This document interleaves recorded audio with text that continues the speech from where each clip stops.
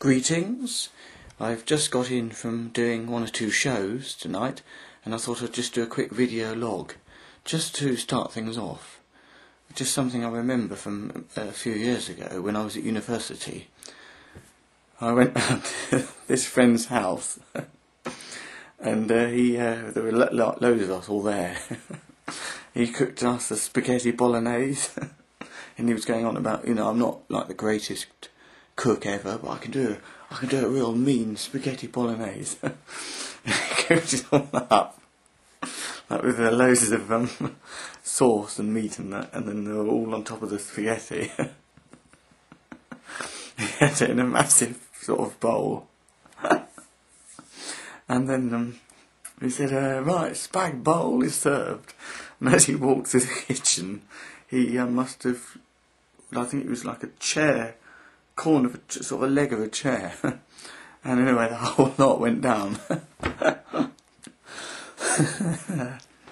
It was just the contrast of him saying, anyone for a spag bowl? And he'd spent all that time making it, and then suddenly the whole lot just slammed onto the floor.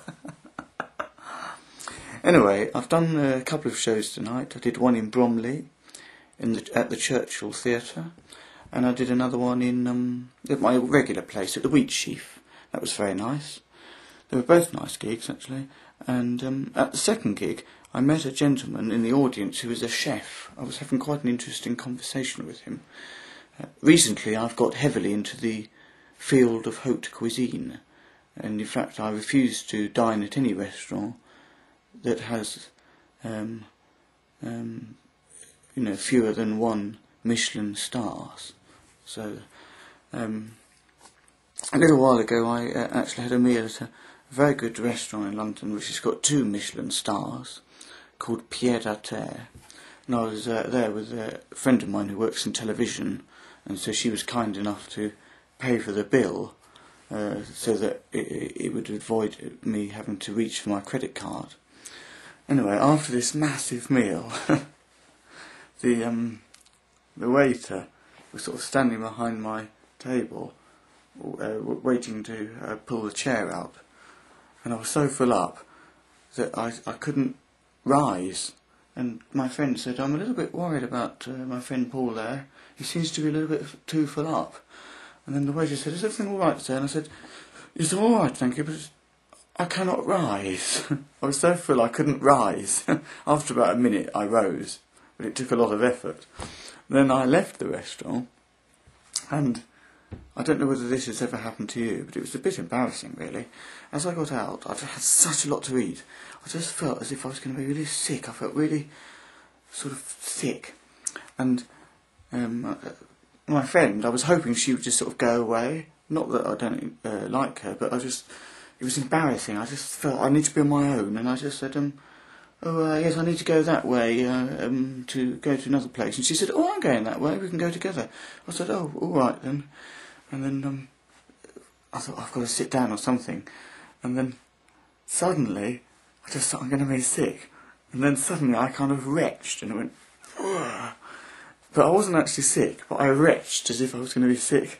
And all this massive amount of gas came out through my stomach and out of my mouth. And as soon as that happened, it was quite alarming to my friend. As soon as it happened, I felt absolutely all right. For no problems. Have you ever had that, or is that just me, who sometimes has a really good meal and then retches as if I'm going to be violently sick? My friend was really alarmed because she was just undoing her bike lock, and I just went like that. I wasn't actually sick, nothing came out, it was just gas. But it's not what you expect when you've just taken someone out for a very expensive 2-star, Michelin 2-starred meal. A couple of other things that I wanted to mention is there's been some people asking questions about my secret gig, which is on the 10th of December. Just to clarify, it's a gig for people who've been to see my comedy shows or are familiar with my comedy. So the idea is, it's not available on the door, and it's not advertised in the newspaper, so it's not just for any old person sort of thinking, oh yeah, I'll come along with a stag do of 12 people. So, you know, it's so that we can have a rarefied atmosphere. There'll be no more than 50 people, I've decided, at the show. It's a small room, there'll be 50 people, and I'm going to do some comedy that is going to be completely unique to that room, never done before. Completely new comedy, which I'm working on at the moment, very exciting.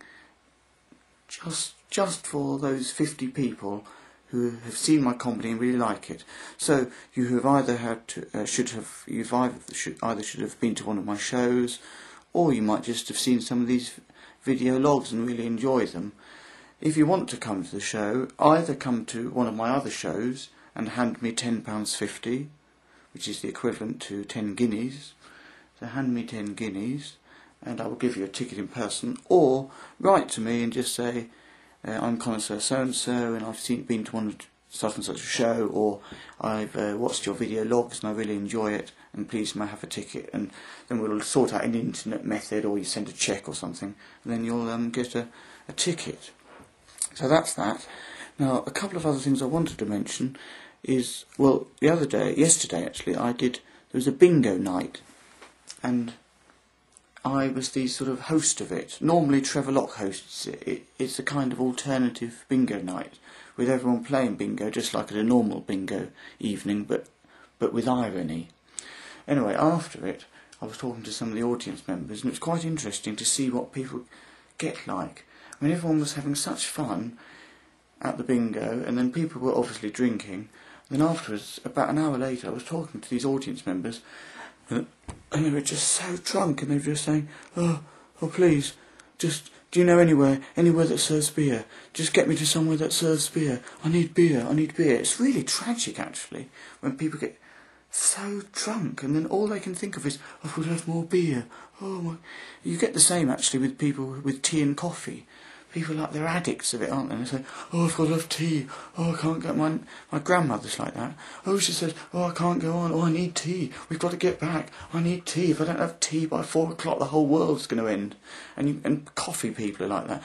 Oh, it's 11 a.m. in the morning. I haven't had coffee yet today. I can't go on without coffee. Oh, I need a coffee. Tragic.